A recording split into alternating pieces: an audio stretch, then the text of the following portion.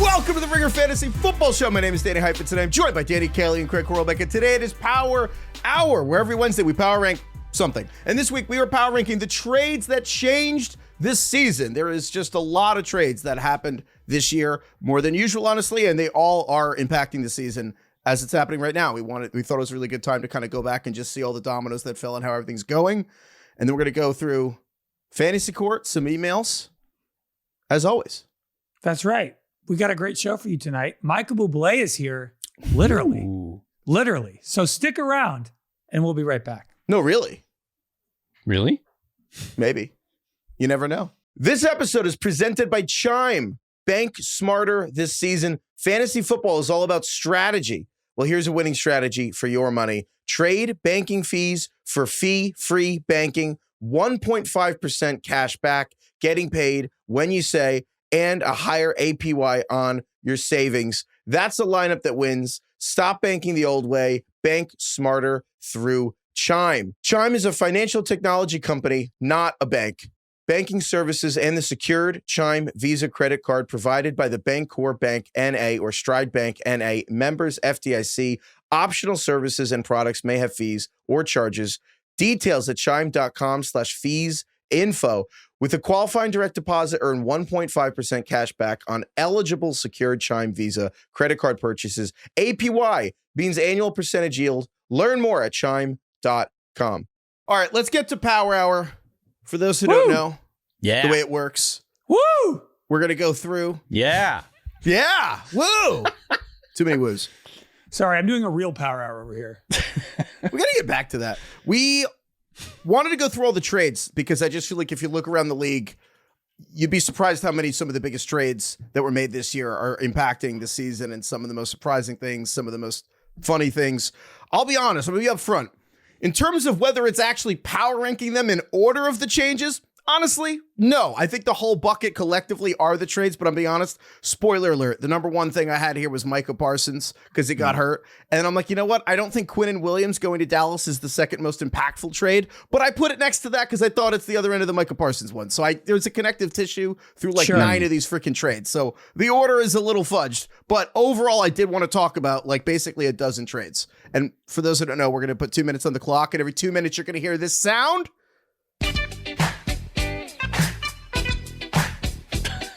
Not sued yet. Knock on wood, man. All right. Shout out to Tom. Tom. Great song. The best. Well, some of the best. Okay. Yeah, without further ado, I want to go through the biggest trades that have changed this season, starting with number one. Spoiled it already. Micah Parsons to the Packers. Sure. The trade compensation, to remind people, Micah Parsons to the Packers for Green Bay's first in 2026, Green Bay's first in 2027, and Kenny Clark, the defensive tackle, go to Dallas. And then the Packers signed Micah Parsons to a four-year deal for $41 million per year. And how it worked out, you guys kind of know. Parsons got 13 sacks in 14 games, led the league with 83 pressures, and then he tore his ACL last week and he's out for the season. This was a fucking steal. Yeah. This was a highway robbery by Jerry now, isn't it? I mean, hell, you would have traded Micah Parsons away for 2 firsts and Kenny Clark if you knew he was tearing his ACL in week 15, right? No. You wouldn't? No. I'd rather have him long term. Well, you might not get him next year. So now we're talking about... he'll be back.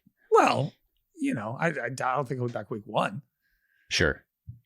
It's a more interesting conversation now, is all I'm saying. I think, like everything else with Jerry Jones his entire life, he did it. He tried to shoot himself in the foot. He missed. The bullet hit the ground and a bunch of oil shot out. Yeah. It's the story of that man's life. Yeah. I don't know. When Craig said that right there, I was like, oh, what a performative statement. And then I will say the Micah Parsons experience is about his otherworldly athleticism. That is like a big part of it. So obviously, like the Packers didn't know that was going to happen, but I don't know. The more I think about this, I'm curious what you think, DK. I actually kind of think people will be surprised at how much the Packers defense kind of hangs on the rest of the year. I think everyone's trying to write Green Bay off and be like, they're not really a Super Bowl contender now. I think people are going to be surprised. I think the Packers defense is going to be like kind of fine. I think they'll still be good. I don't think they clearly won't have as good of a pass rush, I don't think, because he's just such a difference maker there, like a closer late in games. And he's been awesome this year. Yeah, opposing teams are trying to pass the ball. Like, he is just absolutely creating havoc. It's like every time you watch a Packers game, just Micah Parsons is just absolutely freaking dominating. Especially lately. Yeah. So I don't know. I think obviously that they will suffer a little bit, but at the same time, I agree with you. I think this is still a deep group, and they still have a ton of first round talent on that defense. They'll figure out ways to kind of like mitigate his loss. But yeah, it's a significant loss, and I think it significantly lowers their ability to win the Super Bowl. I think it lowers it, but I think people will be surprised at how much the Packers are still going to be able to stop the run, because Quay Walker and Adrian Cooper at linebacker are so good stopping the run. Javon Bullard in the nickel, Evan Williams at safety. I know he got banged up too. I think he's still going to play. I just think shout out again, Cody Alexander at Match Quarters has done a great job writing about this, but the Packers have done a great job doing, they put 6 guys in the defensive line, only send 4, but then you don't know which 4. So it confuses the offensive line, and they mix up coverages on the back end, which makes up for, they have good safeties, but not great cornerbacks. I think you'll just be surprised that I think the Packers go back to the defense they were going to do on August 29th before they traded for Micah Parsons. I'm not saying it's going to be quite as good, but I just think it'll be much better than people think it'll be without Parsons. Like, I don't know, sometimes edge rushers come and go, and I think the nature of edge rusher is probably overrated in the same way the Rams, if I had said to you the Rams will replace Aaron Donald in the aggregate, and you're like, they'll be worse, but not as much as you think, you'd think that was a pretty stupid thing to say. And yet they've managed to be able to manufacture it. And I think that it's harder to replace an Aaron Donald than Micah Parsons. So I'm not trying to be like, it doesn't matter, he sucks. I just think they'll be surprisingly similar to the way they've been playing. I will say, point Jerry then. Well, what I was going to say to counter that, Craig, is right now the Green Bay first rounder is the 23rd overall pick, and wouldn't be surprising if it ends up being a little bit further down the line. So like 25, 26, 27. I don't know. I still feel like it was way too cheap to get a guy like Micah Parsons. I think I'd do that if he tears his ACL, if I know he's tearing his ACL. But you can't know that.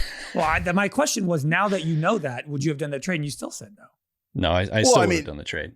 I probably would have held it. If I probably would have done the trade if I was Jerry. If someone told me with a crystal ball, yeah, I probably would have done the deal. But I think the Cowboys made a concerted decision that they wanted a defensive tackle. They wanted to shift their resources to the defensive tackle position, and that leads to the next trade here, which is Quinnen Williams to Dallas, where the Cowboys got Quinnen Williams, the defensive tackle from the Jets, and the Dallas sent to the Jets. The Jets got a second rounder in 2026, and whichever Dallas first round pick is higher in 2027, whether it's Green Bay or Dallas, the better one goes to the Jets. And that looked really smart for 3 weeks because the Cowboys wanted a 3-game winning streak. The defense looked better, and then the defense sucked and fell way back down to earth. And you're like, oh yeah, the Raiders kind of made the Dallas defense look way better than it was. I don't know. I think that trading Micah Parsons was an emotional decision about basically we wanted to make the Dak extension and the CD extension content, but it ended up raising the dollar value. So then they made the Micah extension content, and then they were like, oh, now this is a lot of money to give. And there was an emotional fallout with him and Micah Parsons' agent, David Mulugeta. And then they kind of backed ass first into, you know what, defensive tackles are better than edge rushers anyway, and they're cheaper, so let's do that. So I don't know, DK, I feel like Dallas next year, they're not going to make the playoffs this year, but they're building this defense around Kenny Clark and Quinnen Williams for better or for worse. Yeah, and I think that's for worse. Like I don't think you build your defense around defensive tackles. I think it's nice to have a good defensive tackle or two, certainly, and it helps your defense. But traditionally, and I mean, like the market just tells you, defensive tackles don't get paid as much. They're just not as impactful. I don't agree. This is something I want to talk to you a lot about. The run defending defensive tackles are one of the cheapest, assets out there. Not just guys who can also affect the passing game and like I'm talking elite level defensive tackle. I would lightly push back and say I actually think that there is a market edge on defensive tackles over pass rushers, and for the dumbest reason possible. But I think there's actual truth to this. I think because sacks are easy to count, there's a 40-year history of more sacks, more money, please, from agents. But there was like a 30 or 40-year gap between when defensive tackles could quantify their value to teams. So teams could be like, what do you mean you want as much money? So defensive tackles, it was hard to prove their value to edge rushers. And now with advanced stuff, with premium stats, with pressures being able to be tracked, I think it's easier. But if you just look,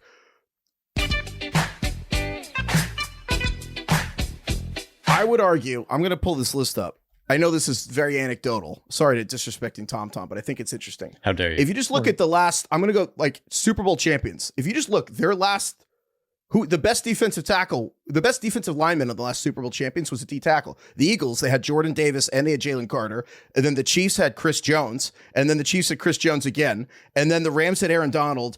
And then the Buccaneers had Ndamukong Suh and and Vita Vea. The Chiefs had Chris Jones. The Patriots didn't play edge rushers for like 30 years under Belichick. The Patriots again. You know what I mean? The Eagles at that time, before that, they had like Fletcher who were Cox. the quarterbacks on those teams? They were really good. I know, but it is. I just think it's. Let me put it this way. Like, obviously having an elite level defensive tackle is a good thing. I'm not saying it's not a good thing. I'm saying it's doing some mental gymnastics to say that you're going to trade away an elite, young, still ascending edge rusher and build your defense around some defensive tackles and think that's a good thing. I don't think that's a good thing. Well, maybe he knew about the ACL, like Craig's saying. Yeah. It's like the sun. Sure. He knew about it almost a year in advance.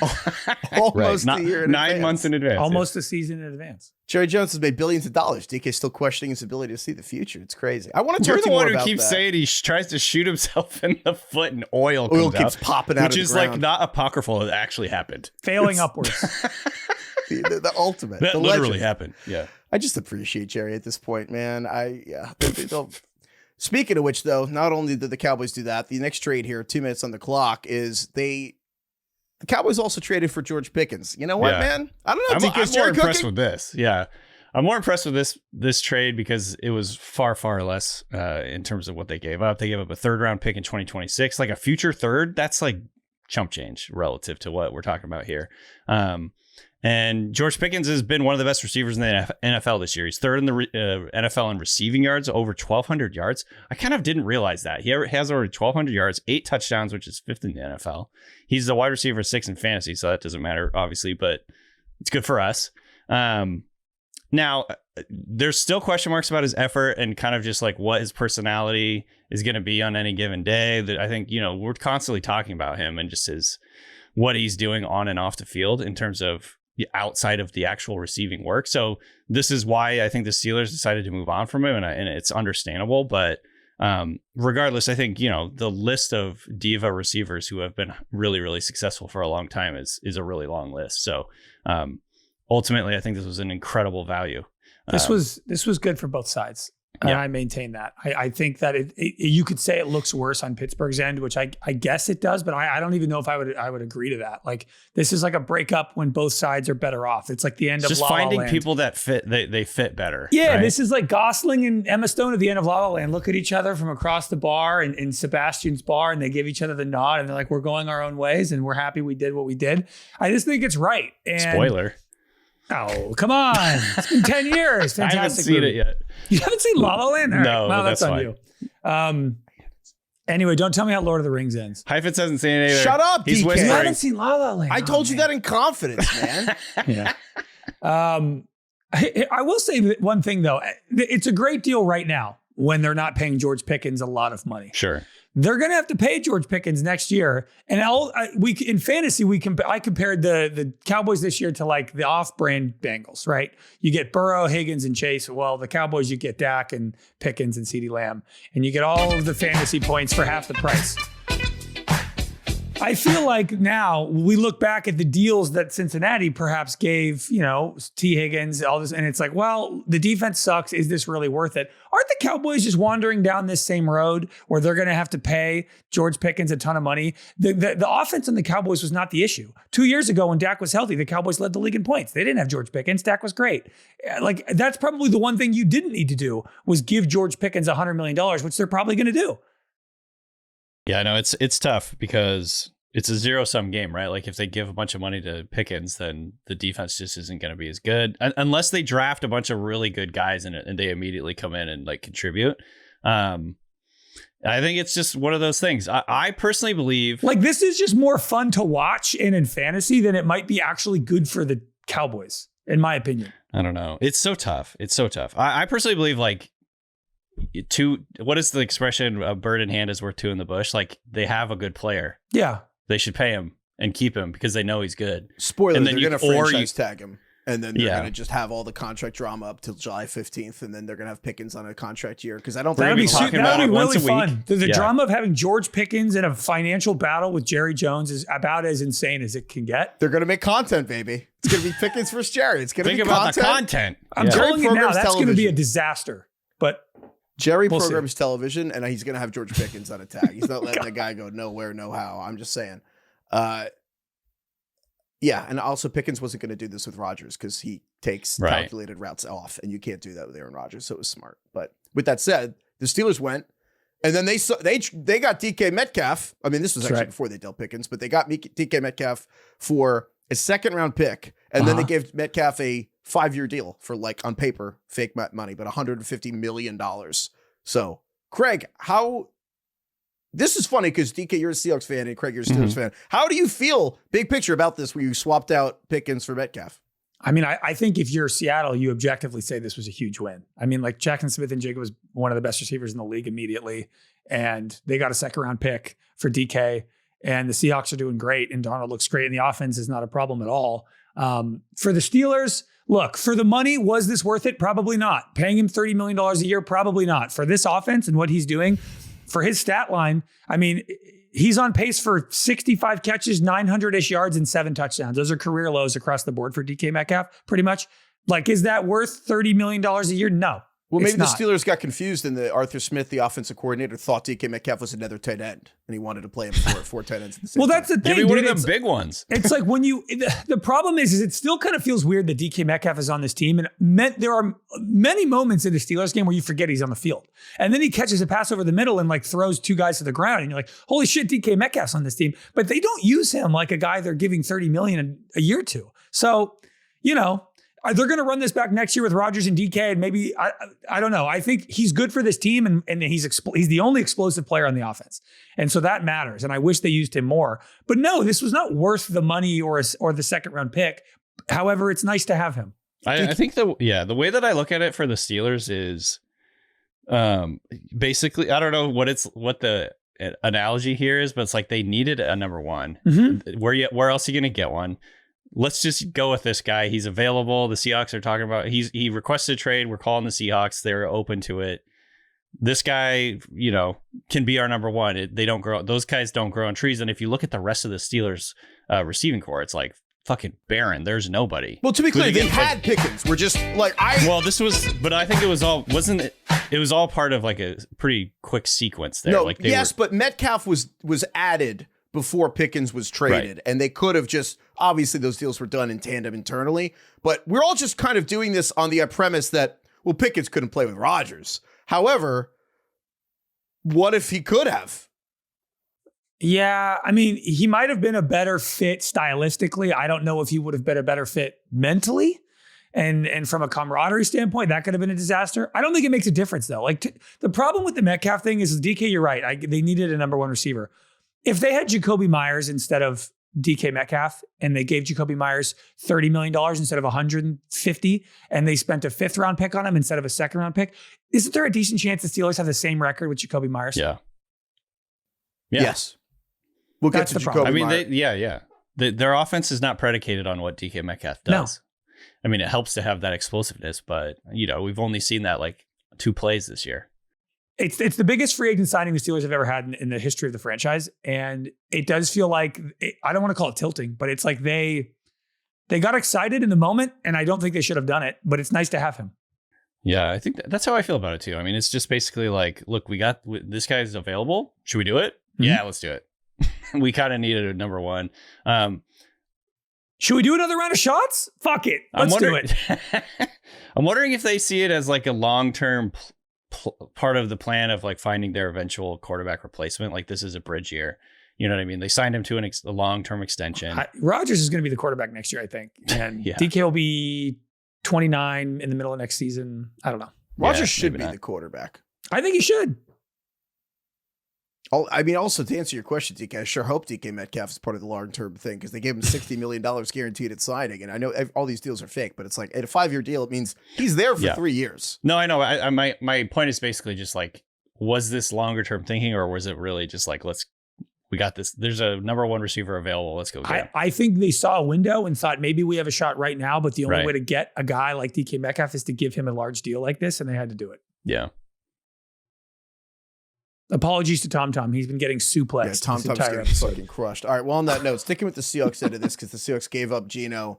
I know this wasn't a trade, but it was a trade. It's one big move. The Seahawks in one fell swoop here at the offseason. They traded Geno Smith to the Raiders for third, then signed Sam Darnold, and then sent Metcalf away. So DK, what is your letterbox review here on the Seahawks offseason? How many stars? Damn it, we should have done that.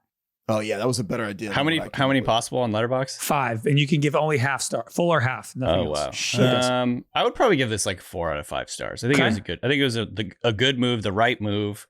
I was pretty skeptical of it at first, but overall, I think it's been the correct move to do this basically from every angle. You know, Darnold is not perfect. Clearly, he's actually tied for the league lead in turnovers still, more than Geno Smith. But he is, I think, unequivocally played better than Geno has this year. I think ultimately what we saw and what you can read between the lines is I don't think the Seahawks particularly saw eye to eye with Geno Smith, like the coaching staff in the front office.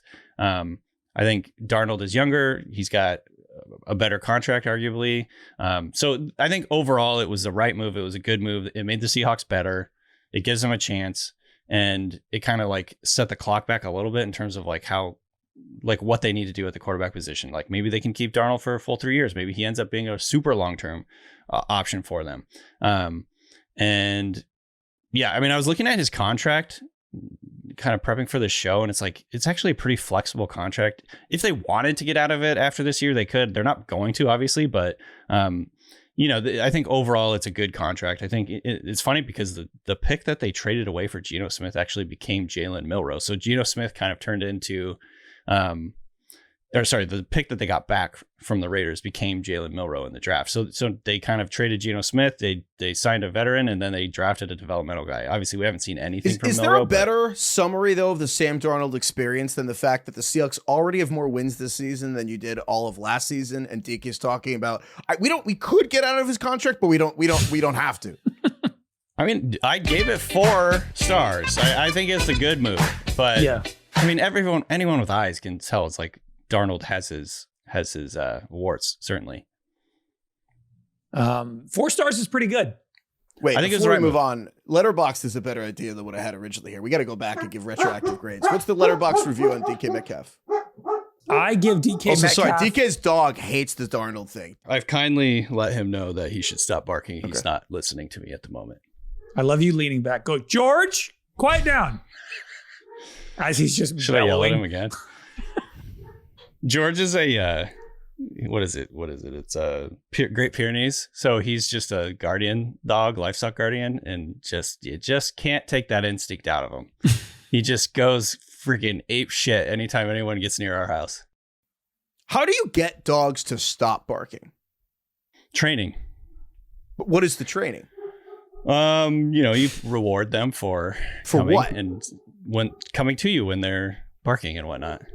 But I'm not trying to be dense. I'm actually not trying to get him to stop barking because it's a good thing to have, like, if people are fucking creeping I can about. hear him going nuts. I hear him going nuts. I'm not trying to be dense. What is the communication of, hey, don't be loud? The other things, I know how to train. I've trained a dog a little bit, but like. He is trained, but he's so far away. This is he's trained to kill. Yeah. So he comes to you, but then he just doesn't bark because you're there. Is that the idea? I reward him for coming to me if he's barking. Yes.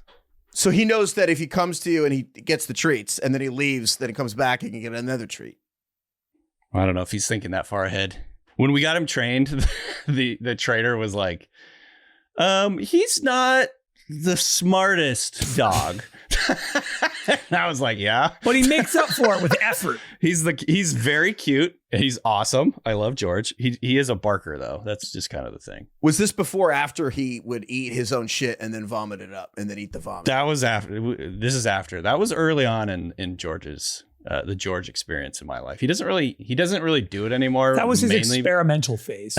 Yeah, he was just trying things out, you know. That was his teen years. All right. Well, if there's barking, that's why. So we haven't paused this enough. Before we move on, we have to go back. We're doing the letterbox thing. What's the letterbox grade on the Micah Parsons trade? What's the little difference? It was a 5. For who? For the Green Bay? Packers. I think for the Packers, it was a 5, and now we have to dock it to like a 4. Yeah. It can't be a 5 now. Now it's a 4. It was a 5.0, and now it's like a 4.0. Now it's a 4. The Quinnen Williams trade gave up a second and a first. I think we're talking about for the Jets?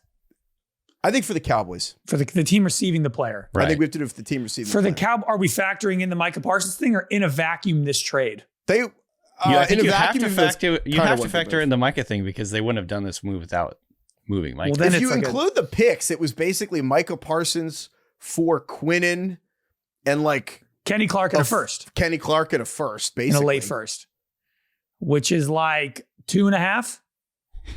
Yeah, I was thinking like 3. Overall, maybe. It's like it's a 2. Quinnen's a good player. This was just a lot to come up with a Quinnen Williams. It's a lot. George Pickens. I think that's a 3.5. That's a 4 for the Cowboys. Yeah, I agree. I think so too. And then Metcalf for the Steelers. I think this is hard 3. 3.5. I think it's a 2.5. Yeah, it's fine. 2.5, 3 is fine. You're paying Metcalf a lot of money. And look, when you're on Letterboxd, you don't factor in the budget of the movie. It's the one battle after another conversation. Am I factoring in the budget or just the player on the team? Just the movie. Do I factor in that one battle after another lost money or do I just like the movie? That's a good question. You have to factor in the money. I think it's different. Yeah. I think...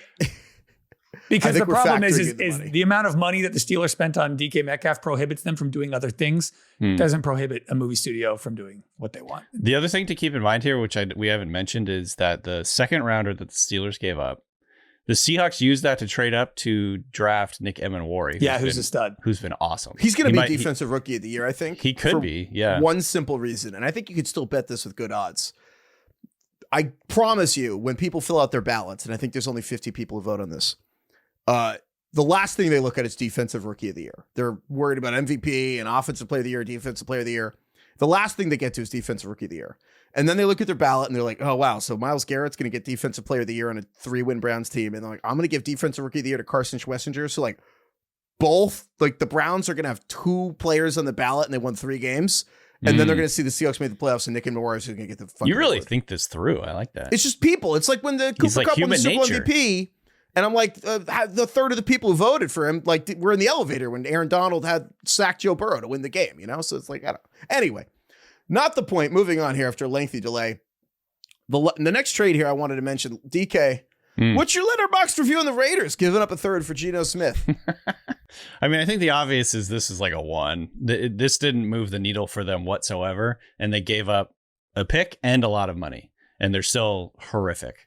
So they could have just gone with Aiden O'Connell. They could have gone with Kenny Pickett. How did they get Kenny Pickett again? I forget. Did they trade for him? How did he end up there? The Browns sent him to the Eagles in March, and then the Browns had too many quarterbacks. I think he hitchhiked there. That's how they got him. Right. That's how he got there. The Eagles sent him to the Browns in March, and then the Browns drafted Shedeur and Dylan Gabriel, and so they sent Pickett to the Raiders. It was like for like a late round pick swap or something like that. They could have just done that probably, and they would have been in the sort of same position they are now, which is horrible. So I've been a Geno defender. I thought Geno did a really good job when he was with the Seahawks, relative to what any other options that they had. But obviously this year has been a bit of a reality check in terms of just like what his overall ceiling is. And we've talked about this. He's the type of quarterback who can make a good team better. He's not the type of quarterback who's going to elevate a bad team. I still think when I look at the Raiders, I'm like, Pete Carroll's the head coach. Geno Smith's his handpicked quarterback. Pete Carroll's son is the quarterback's coach. Pete Carroll's other son's the offensive line coach. I'm sorry, and we love Pete Carroll. I just don't know how this isn't Pete Carroll's fault. And he's not going to throw his sons under the bus, is he? So he has to throw Geno Smith under the bus. You know what I mean? He already threw Chip Kelly under the bus. It's honestly a very Hollywood story, just like Nepo babies and bringing in the quarterback you like. And it's like Warner Brothers made that De Niro movie this year called Alto Nights. Oh, which God. they I saw that on the plane. I tried to watch that, Craig. It's just because the head of Warner Brothers is friends with Nick Pileggi, who's 93 years old, who wrote the movie. That's the guy who wrote Goodfellas. And David Zaslav was just like, I'm going to do this for my pal. And it fucking lost so much money. It was bad. Like I actually don't really know how bad it was because I turned it off. I turned it off too. Yeah. I'm impressed you turned it on. Yeah, well, I honestly it was one of those like selections where I was like, I don't know what this is. I'm just gonna give it a try. It looks mafia related. I was like, De I Niro's think this in it. is De Niro, and then it took me probably 10 or 15 minutes to figure out that De Niro was playing multiple people in the. I was like, what is this? it was confusing. Was that De Niro too? I'm like, I feel like I'm getting friggin' punked right now. This is ridiculous. Are And then I both turned of it Pete off. Carroll's sons in this? Yeah, right. Okay. Nope. Finally, some respect for Tom Tom. Cheating here, but I had to include it. The other part of Sam Darnold going to the Seahawks is the Vikings letting Sam Darnold go and the Vikings letting Daniel Jones go, which I know isn't a trade, but I think it had such a big impact as part of that quarterback musical change. Right. I thought we had to include it. Craig, what's your letterbox review here of the Vikings letting Darnold walk? The review of letting Darnold walk is probably a 2.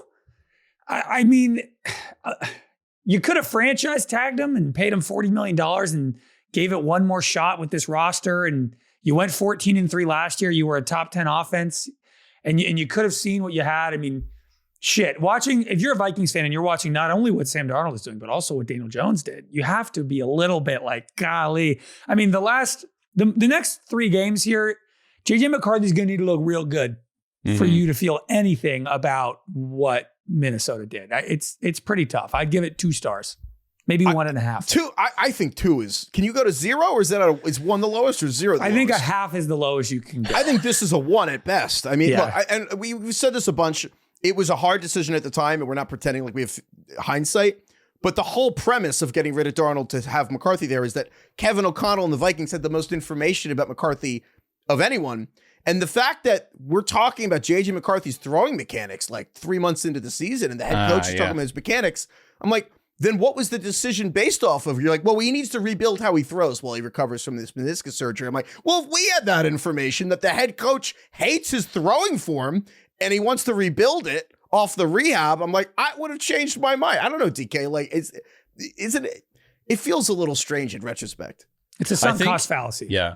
I think the like hindsight thing that I am willing to kind of say it now is that like, even if they had decided to keep Darnold or Daniel Jones and kind of roll with one of those guys as the starter, I think it would have been an easier sell than we kind of have said in the past. Like, so like at the time in the offseason, we're like, oh, they got to stick with their young guy. They got to go with him. I think it would have been like a story for like a week and then everyone would have moved on. You know what I mean? I think that's where I'm willing to be like, we probably overthought this. They could have easily just stuck with one of these other 2 guys because like everything we said, they're ready to be a competitor. They don't want to rely on this guy who's completely unproven. Yes. So I think that's where maybe this is revisionist history a little bit, but like I think they could have done that and it wouldn't have been as big of a deal as we thought it was at the time. It was a very unique situation. It was a 1 of 1 because what screwed Minnesota, honestly, is the last 2 games of Darnold's career in the Vikings. Yeah. It was Week 18 and Week 1 of the playoffs when Darnold put up 9 points in back-to-back games. They lost to the Lions in a have to win for the division game. They lost 31-9 in that game. Darnold was 18 for 41. He had no touchdowns. He threw for 166 yards, looked terrible. Then they go to the playoffs. They lose 27-9 to the Rams. Darnold gets sacked 9 times, turns over the ball twice, and everybody panics. If Darnold is fine in those 2 games, he's probably on the Vikings right now. But because probably he was a lot richer too. But because he was fucking terrible, it made the entire summer a debate. And I get it. And now you can look back and JJ's not that good in the whole thing. But those 2 games ruined everything. If he was just okay in those games, I think he's on the Vikings right now. Yeah.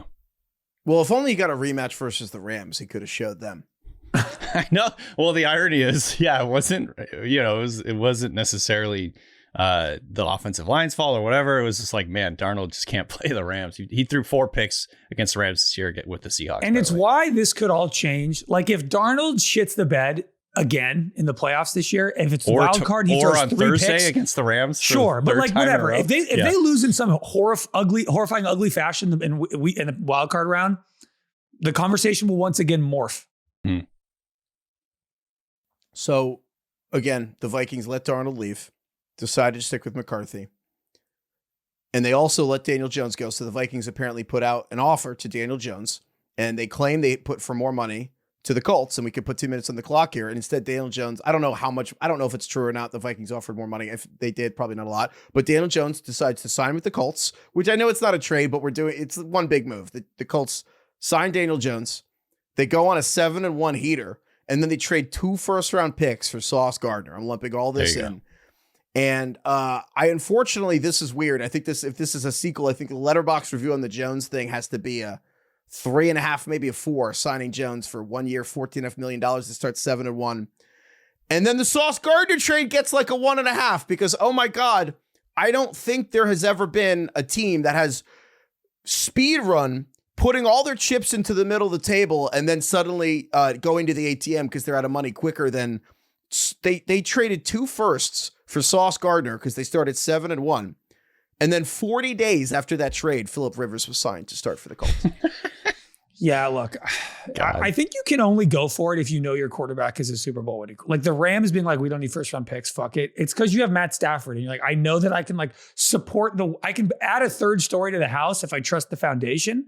And I think in general, it's like, Daniel Jones or like the Steelers giving the money to DK Metcalf with Aaron Rodgers. I don't like that strategy ever if you don't even know if the quarterback is good enough to win in the playoffs.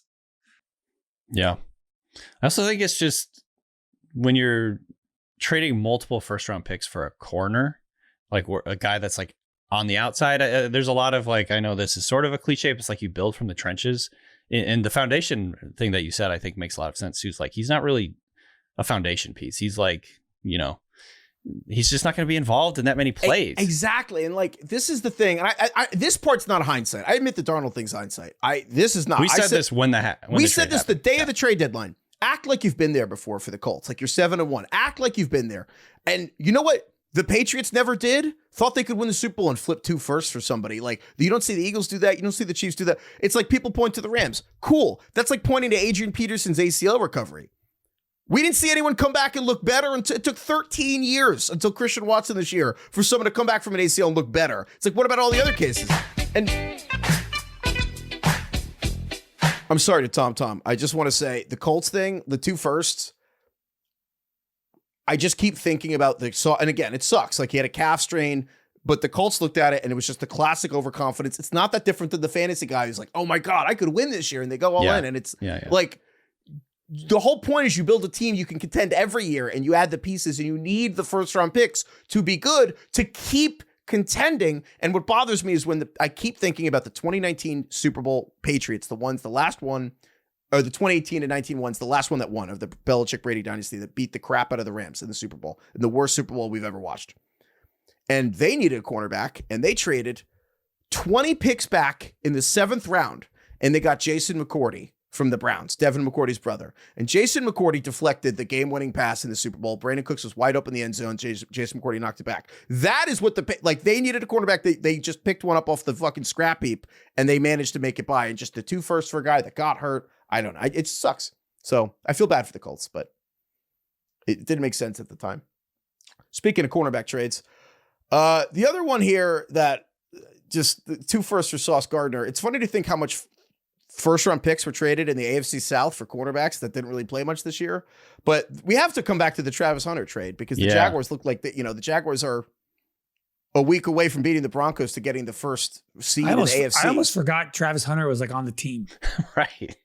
I mean, DK, I'm curious what you think. Can you imagine if I told you that Travis Hunter is going to be, honestly, this whole thing is going to look as bad as it can get. And also the Jags might get the number 1 seed in the AFC.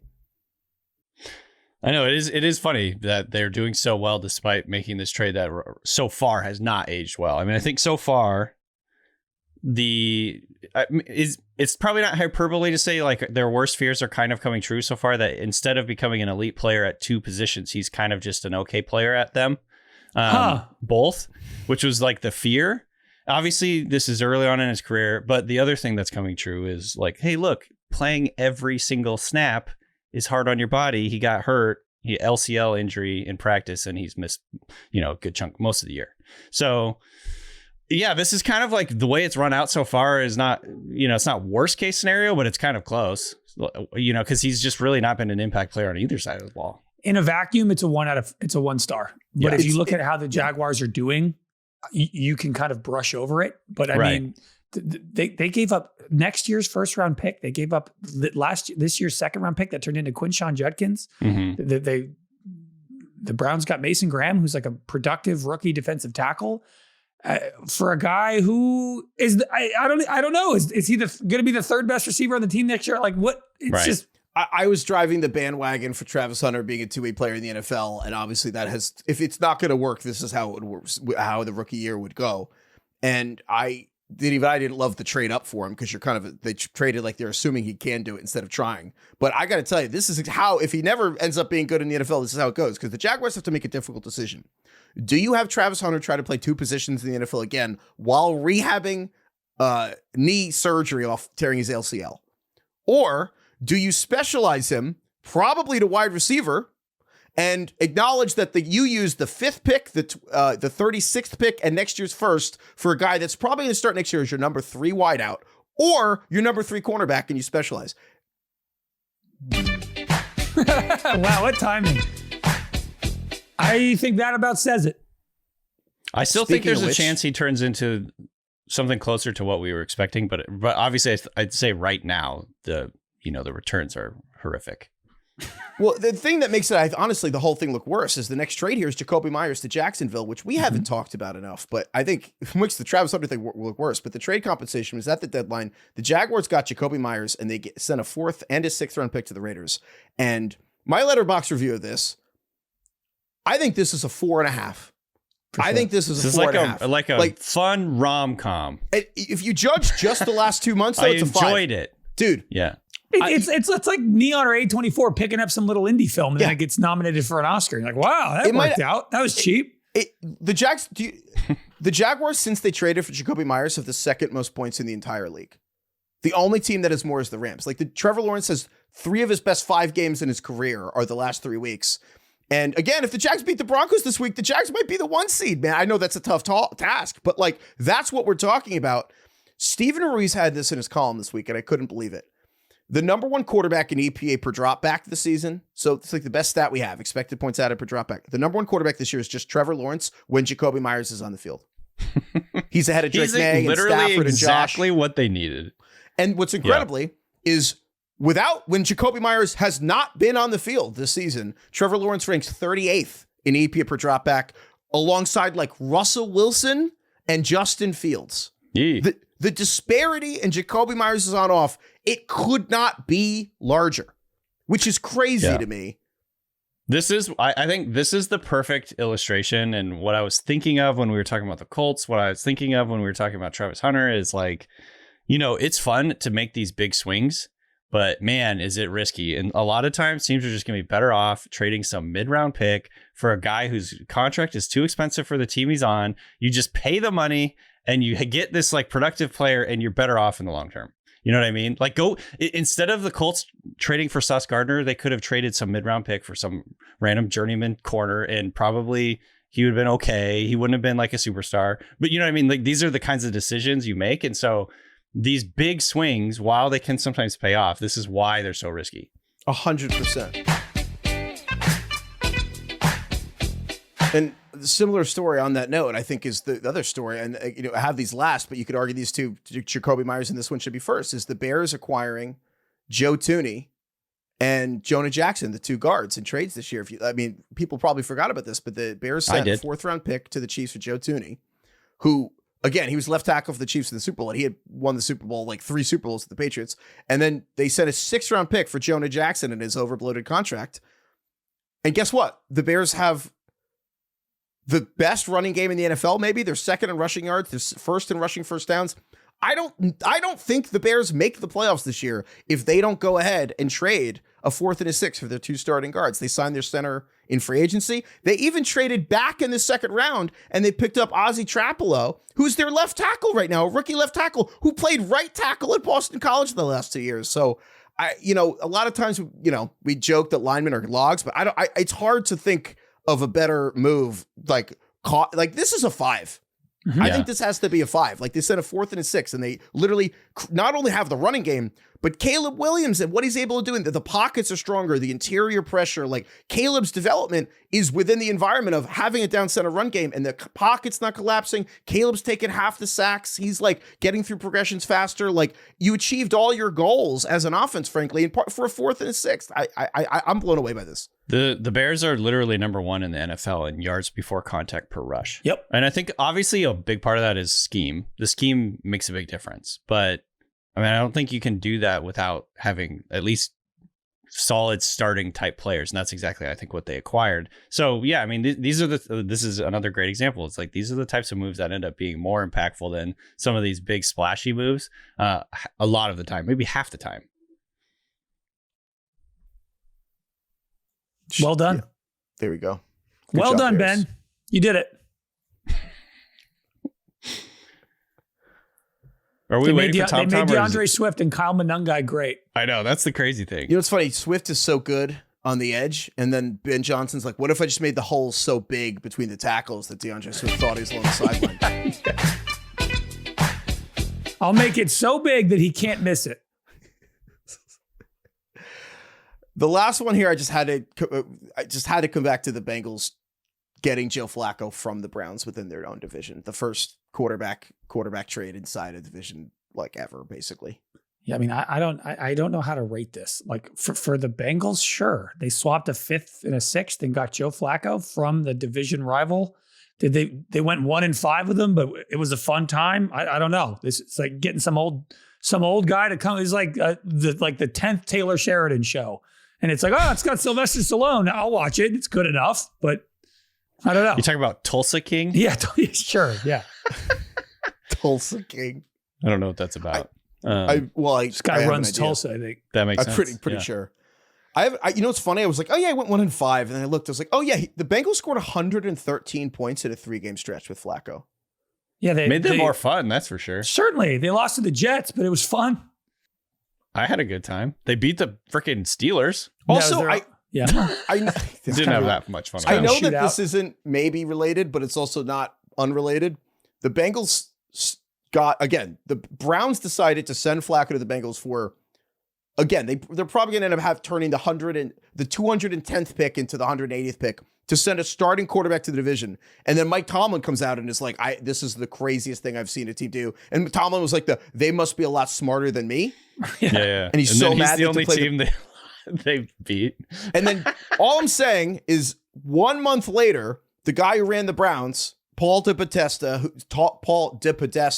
who was Jonah Hill in Moneyball, is running the Rockies a month later.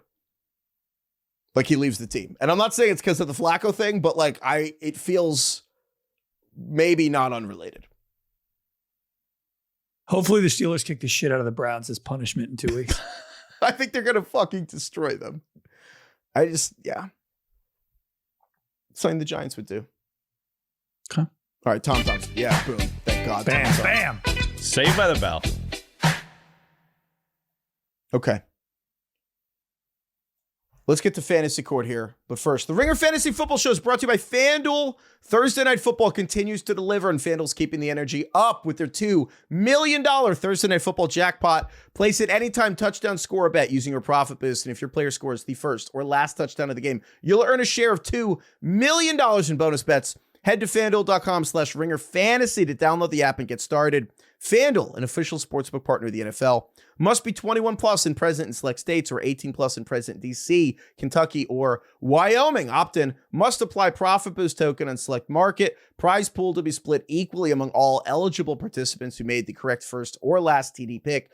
Bonus issued as non-withdrawable bonus bets which expire 21 days after receipt. Restrictions apply. See terms at sportsbook.fanduel.com. Gambling problem? Call 1-800-GAMBLER or visit rg-help.com. Call 1-888-789-7777 or visit ccpg.org/chat in Connecticut. All right. Fantasy Court's in session. Definitely don't tell anyone about this thing that you're doing. I don't really want to be handcuffed. The definition of an object is a material thing that can be seen and touched.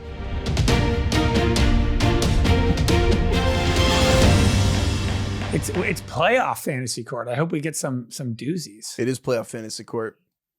So this one's special. This is Dynasty Court, which is like, some Ooh. people get really, it's a little weird. Interesting. So this is from Dan. Damn. D-Bone. Dan says, I'm the commissioner of an 18-year-old Dynasty League with my college buddies. Last weekend, a guy from Philly named Pat went out to Los Angeles for the Eagles game.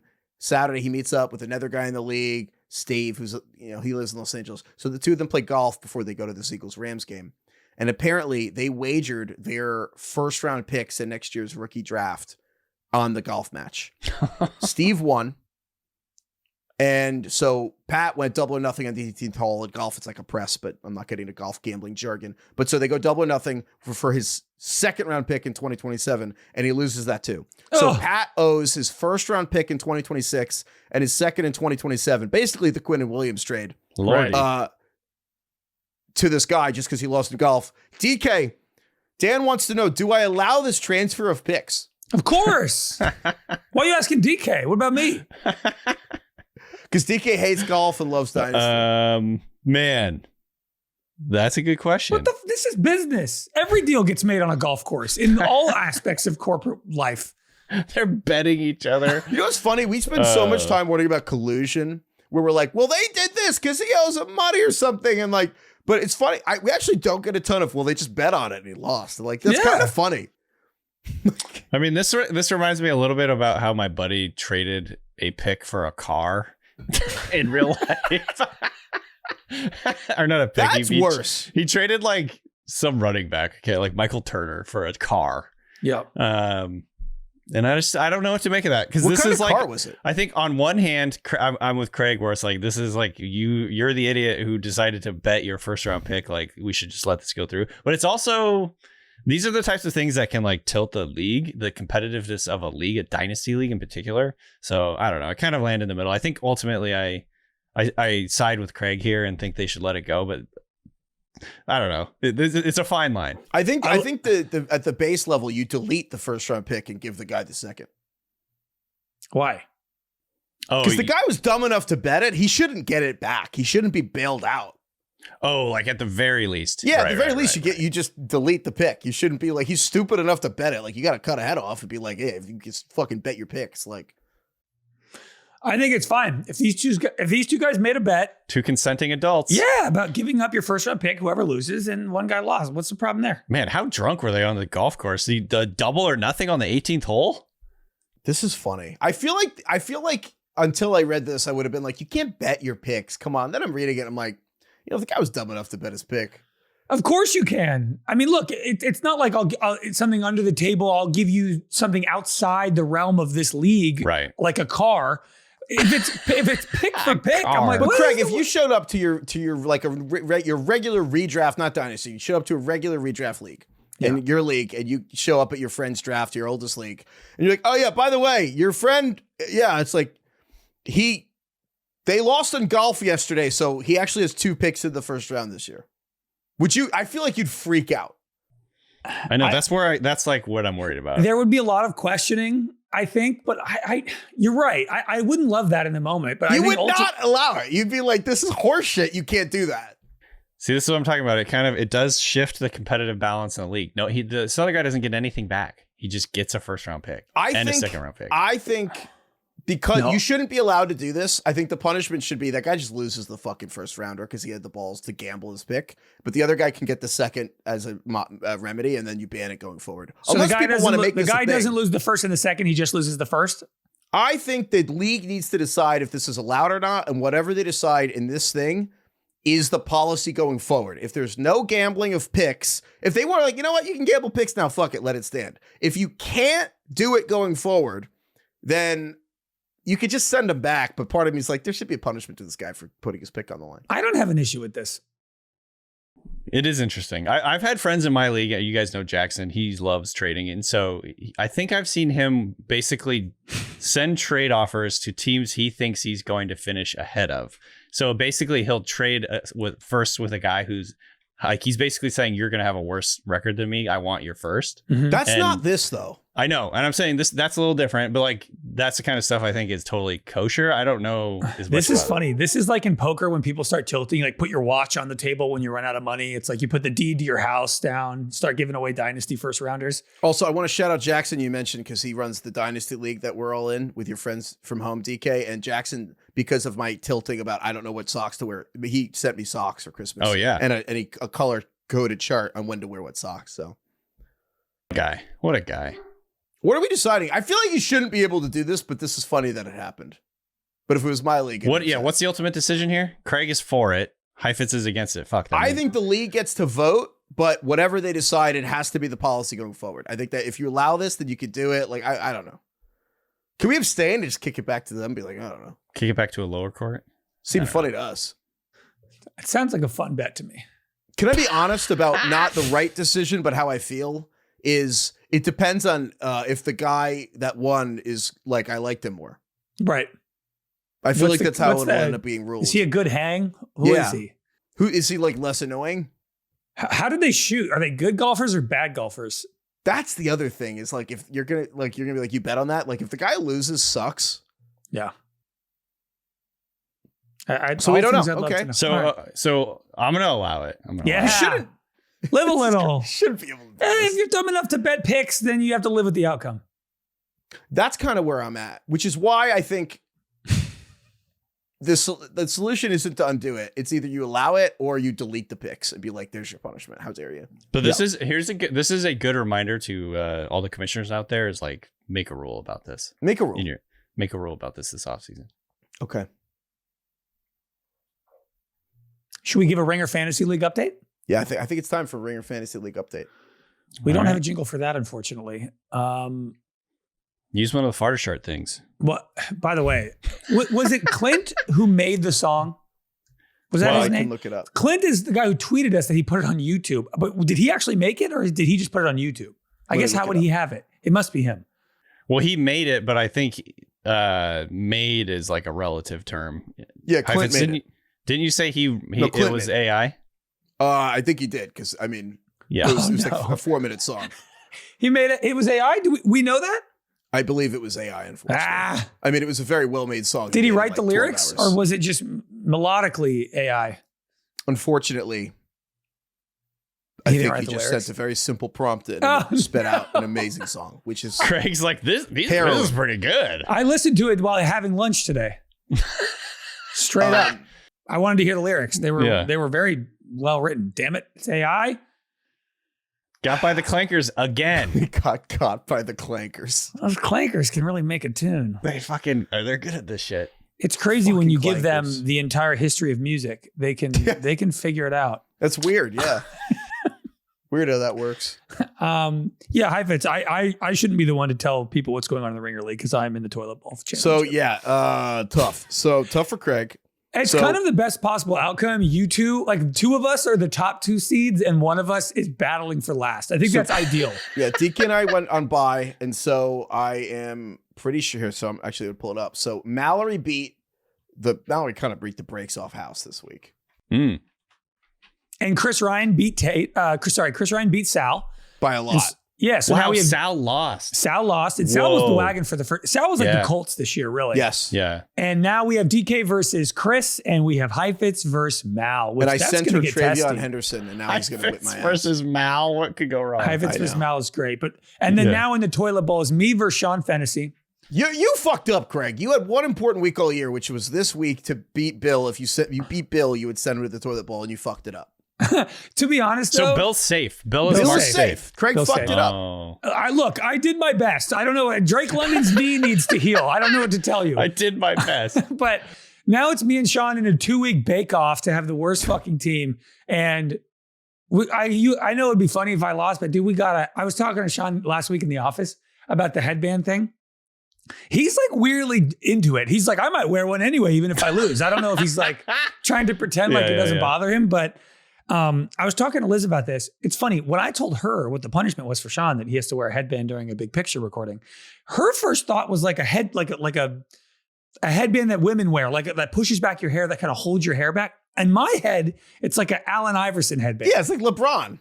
It's a like LeBron a headband. sweatband. Like a sweatband. Liz was thinking- Absolutely. It's funny. I was thinking like a Karate Kid headband. Yeah, something like that. Sure. like a bandana Right. tied around your, yeah. So Liz was thinking of a more traditional headband that like you would wear. Like No, like what it's soccer like guys a basketball headband. I'm thinking like basketball headband. Yeah, it's I like, guess we yes. should have said sweatband, but is he going to be able to get out of that now because of the technicality? No, absolutely not. It needs to be a sweatband. Absolutely not. It's a headband like a basket. This is the ringer. We're not going to not do the basketball style headband. So the only thing we have. He also was going to kill me because the text he was basically like he's going to do the show that he says is going to be an hour just deriding my abilities as commissioner. Yeah. What's up, Craig? You don't think I'm doing a great job? No. Actually, I have all the sympathy in the world for commissioners. I'm a commissioner of my home league. People are always fucking pissed. And you've communicated everything. Nobody reads your text. No one reads your text, including you, by the way. They might be a little long, but Getting a little long. People don't want to read a lot. In the office, I saw Chris yesterday and he was like, so wait, what do I get if I win this league? And I was like, nothing. You get nothing. You He's get like, pride. God damn it. He's like, damn it. Now I'm invested. Now This that is I'm actually us with close. the Ringer 107. Where we're like, so what was the answer? Did we go to Vegas? And it's like, no, there's no nothing. winner. No. It's no prize. Yeah. Turns out no one's a winner. Yeah. There are punishments though. Okay. Is that all we got? Yeah, I think it's time to get out of here. I think so. Okay. Thank you, DK. Thank you, Craig. Thank you, Carlos. Thank you, Kai. Thank you, Ronick. Thank you, Ryan. Thank you, Austin. Thank you, Evan, for listening. And of course, thank you, Lauren. Thank you, Michael Bublé. Yeah, no, it's my pleasure. So happy to be here. Wow. Michael Bublé in person. DK, how did you do that? You made him magically appear. Oh, wait till you see this. Lauren, come here. Uh, I That's wish right. he was. I love Lauren. The best. Yeah, who doesn't? You're an SNL legend. You were on some awesome episodes back in the early 2010s. Oh, yeah, dude. I've been trying to open a restaurant at Ham and Bubbly for many years, but no one will invest in it. I watched that today, actually. Can't get the seed, buddy. Oh my God. Well, I think everyone who's actually made it is probably wondering why and how this happened. And the true answer, it seems, is that you're actually like a fantasy football sicko.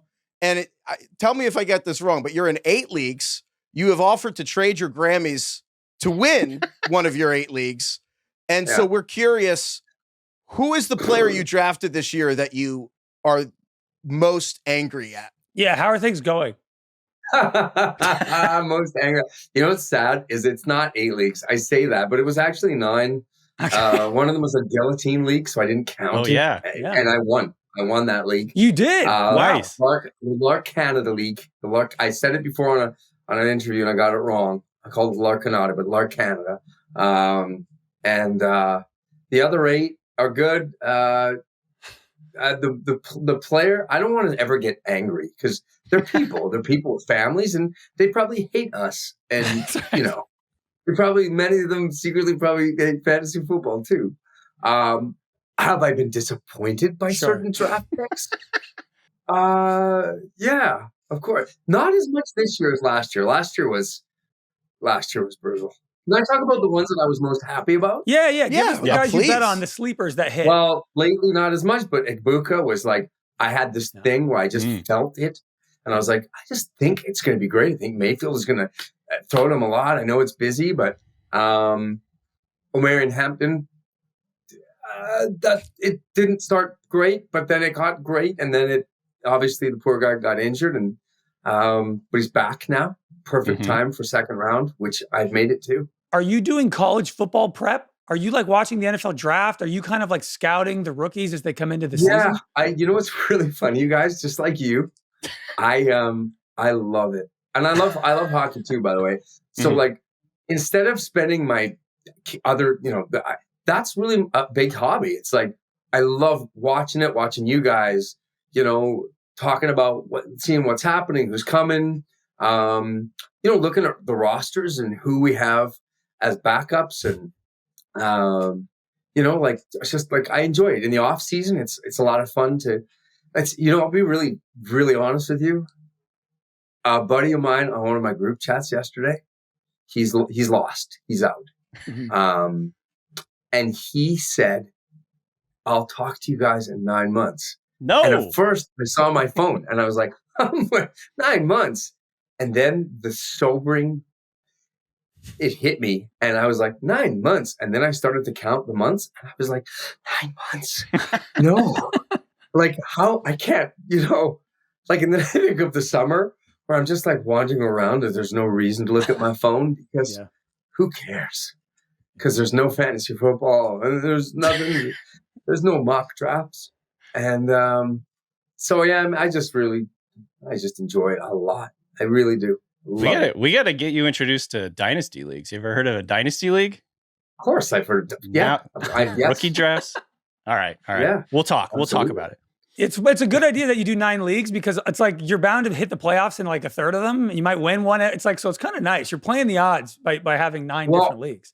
I also draft a lot of the same guys. I don't love cheering against myself, which is why it's been a great year because in most of the leagues, I went for a lot of the same guys. And so it's been, it was a really good year. It's been a great, can I ask you guys? Because it's obviously playoffs. I know you guys are in lots, probably too many leagues too. How has it gone for you? We are in a company-wide league at the Ringer. And these 2 guys made the playoffs. I did not. Unfortunately, we do have a great punishment system this year. We introduced something new where you're allowed to, we essentially add a round to the end of the draft. And so it's basically like you draft whatever it is, like 17 players, but we add an 18th round and you're allowed to draft a bowl of punishment. So we have like 10 to 12 possible punishments. So rather than it being one punishment for whoever gets last, you get to pick out of a hat and be like, I want this to be my punishment. And you can draft it whenever you want throughout the draft. So if you want to be like, you know what, no caffeine for a week is one of the punishments. I want to get that out of the way early. I'm going to draft that in round 5 instead of a player. It's kind of like a new system. We're trying to really. That's amazing. But who would ever draft to lose? No. I know. That's the thing. It's I like that. Coward's way out. What are your favorite punishments? I know we did our punishment. What was it? What is it? What is your punishment? Ours is a pancake thing. You got to go to a restaurant and you have to eat every pancake you eat. It's like the booze thing, but you do the Waffle House thing. Is it 24 hours in a pancake house? And you know what the best part about it is? For almost the whole year, I don't think I've had many conversations with Colin without calling him a pancake eating motherfucker. This is and I was just there's so many reasons to use it. Yeah, that's a draft day reference. If you guys aren't aware, of course, the greatest movie Kevin ever Costner. Made. Yeah. Yes, I think it won the Academy Award. If I'm not correct, it won the Academy Award for best movie ever made. Yes, I believe that's right. It's true. The bestest picture of them all. Also, so I'm curious. Are you DK is from Seattle? Are you a Seahawks fan? Yeah, I'm a Seahawks fan. And through some friends, I became, I would say, a fan of the Chiefs. I mean, I really. This is a few years before they kind of got on the run. A friend of mine, his name is Eric Stonestreet, and he's among many things from a show called Modern Family. And he's a great dude, beautiful guy. And he would bring me down to the camp and stuff, and I got to meet the guys and hang. And I'm a big Brett Veach fan, and so it was just impossible not to pull from. I really liked them. And then, of course, they started to win. And then it's like, wow, that feels good. It's funny. I'm about to do the voice. And Snoop would make fun of me all the time because he's a big Pittsburgh fan. And he'd make fun of me. And he'd be like, don't trip on the bandwagon, Bublé, and all that. Must be really hard to be a Chiefs fan. Now it's going to be, now no one can say that. It's going to be, it's not going to be easy. I mean, to be honest, we're still going to say it. I mean, I noticed that you flipped in I got in there before, but it's okay. We say this all the time. People should be bandwagon fans more. Like, that's fine. It's how people start being fans. When kids usually adopt a team because they're good when they're a kid, and then they're like, hey, you know what? This is fun. This is funny that we're talking about this because you know what? I don't love when people have you should have one team and hate everyone else. You know what I mean?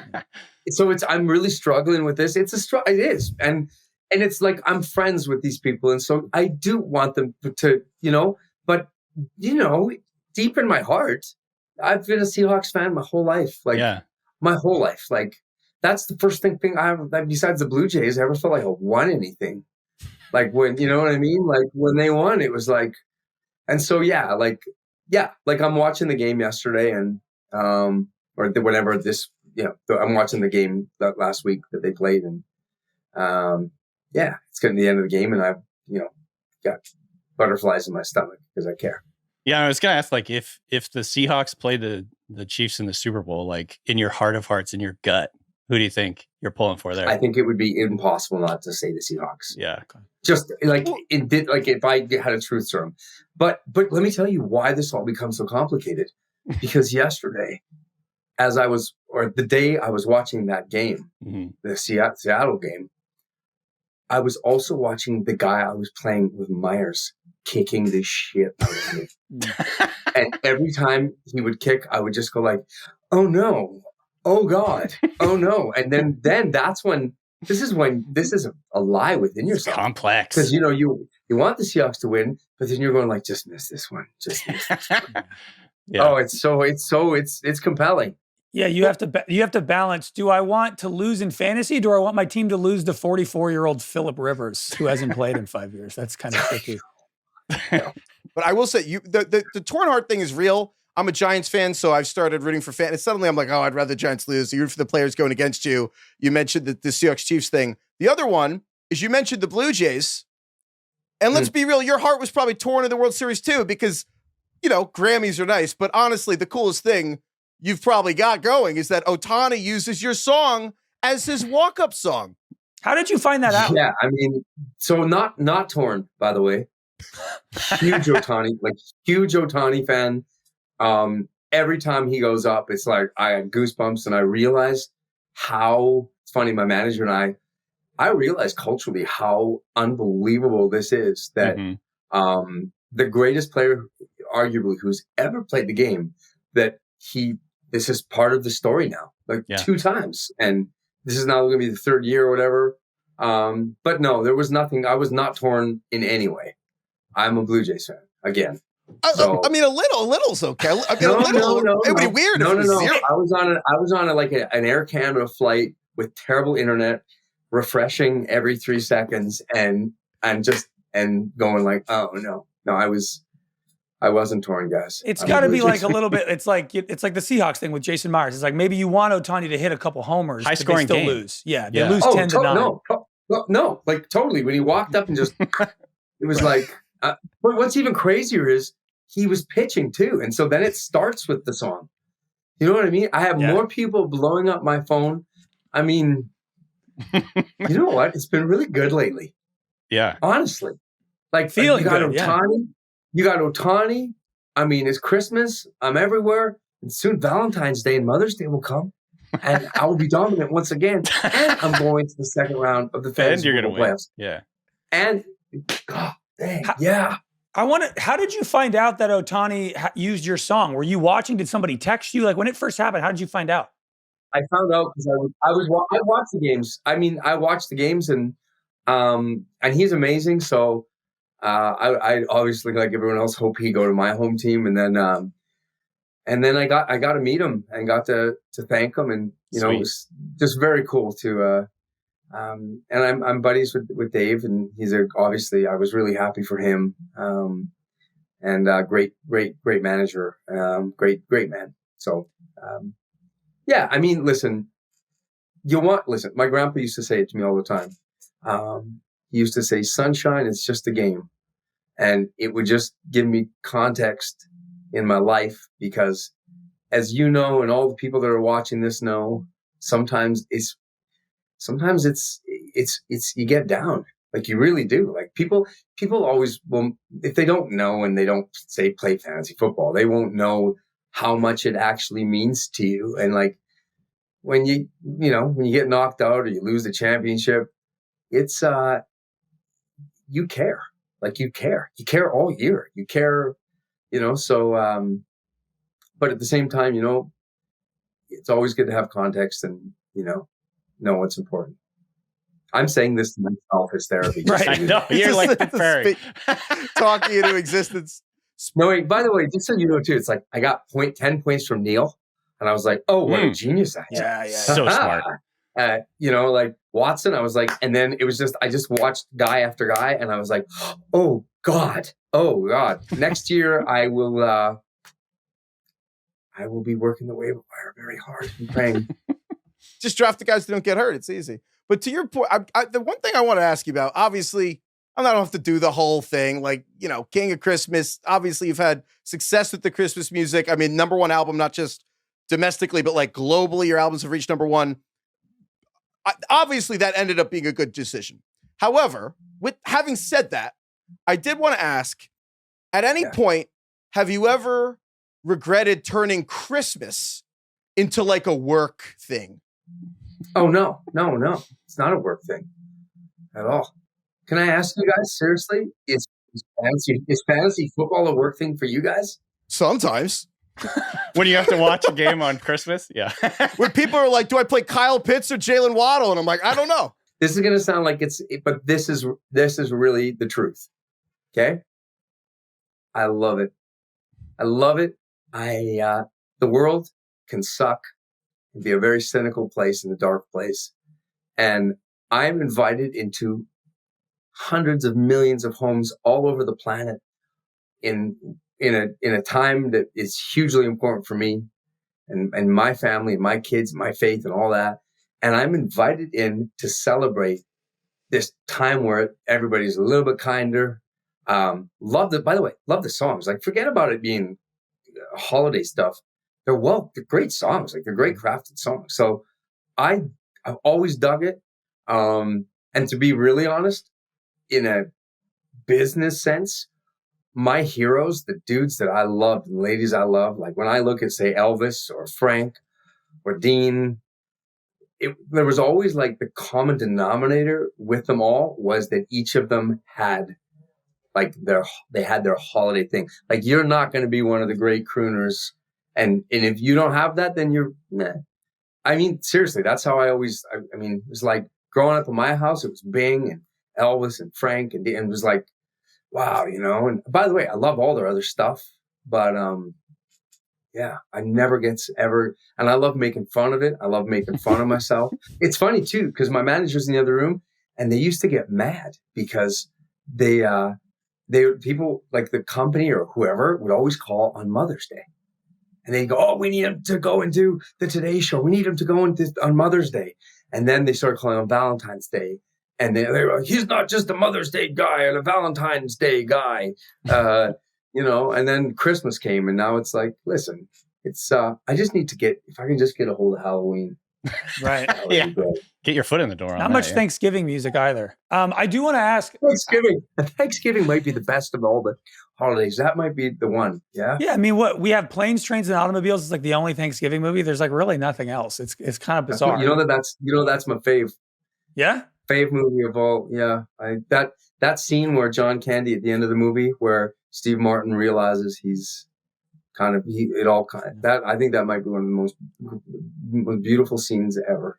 How do you We've decide? really gone a lot of places with this today. Yeah, this is exactly what we do at the end of the show. So you're fitting in perfectly. I do. So wait, when you decide to make a Christmas album, how do you decide how many songs you want to just cover versus originals? Like, is it kind of an extra badge of honor to be like, I made an original Christmas song that's a banger? I don't know. it's so weird, guys, because like we're talking about an album that's 13 years old now. It'll probably be, a big part of my legacy. And that'll, 100 years from now, when I'm unfrozen from the cryogenic chamber, right, I will still be around.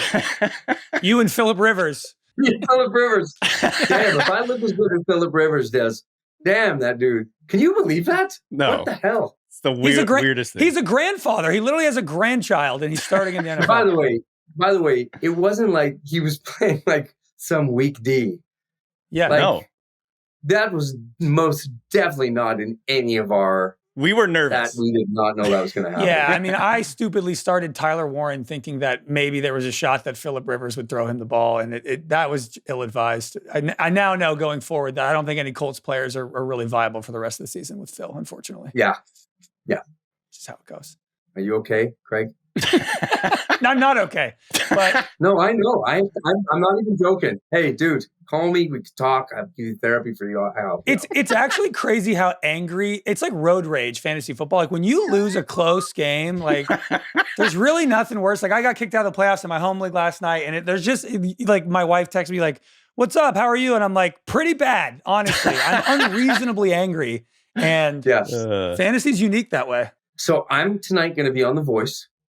This was my second to last ever show, watching my artists perform, and as nervous as I am about that, I am up 110 to 109. He has Waddle, and I have Pittsburgh's kicker. And Oh no! so just pray for me. Think about me. Yeah. Can you check your phone during the taping? I would love to see that as Oh a my little God, Easter yes, egg. I have a phone. Yeah, I will be doing. Of course I will be. And by the way, some of the, I won't say what because I don't want to give it away, but some of the notifications, some of the apps and stuff, I mean, they're the reason. Like, you know what I mean? Like, you know.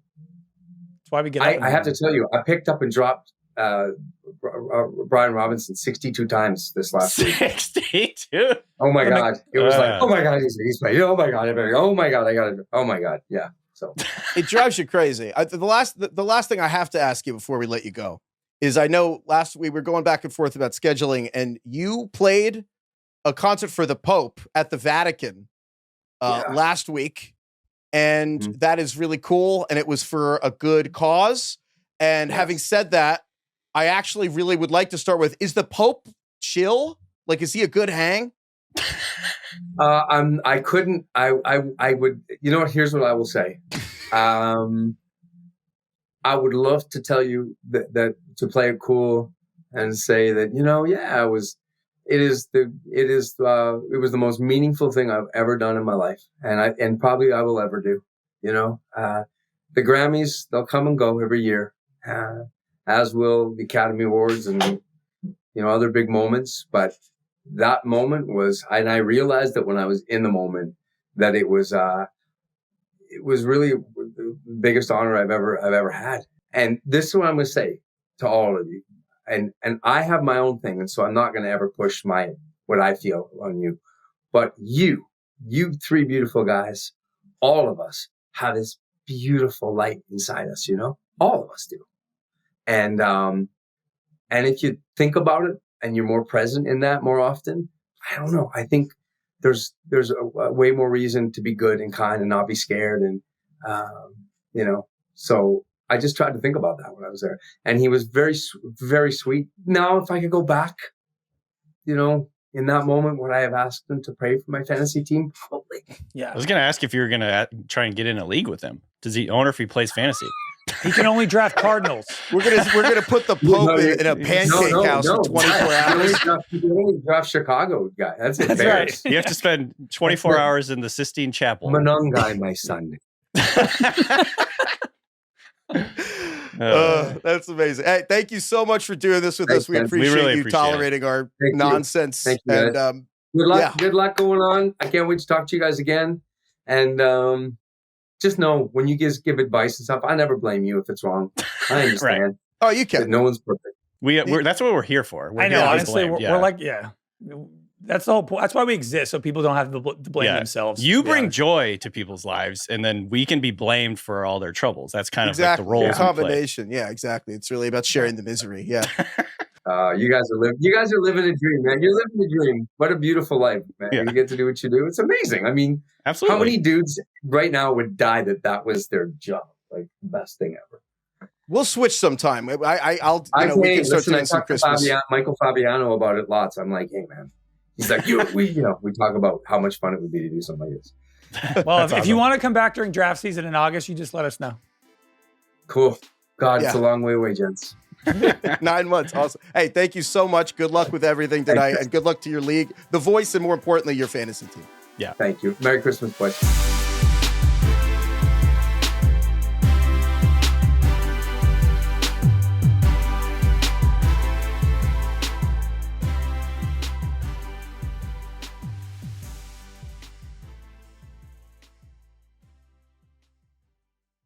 Must be 21 plus and present in select states. For Kansas, in affiliation with Kansas Star Casino, or 18 plus and present in D.C., Kentucky, or Wyoming. Gambling problem? Call 1-800-GAMBLER or visit rg-help.com. Call 1-888-789-7777 or visit ccpg.org/chat in Connecticut or visit mdgamblinghelp.org in Maryland. Hope is here. Visit gamblinghelplinema.org or call 800-327-5050 for 24/7 support in Massachusetts or call 1-877-8-HOPE-NY or text HOPE-NY in New York.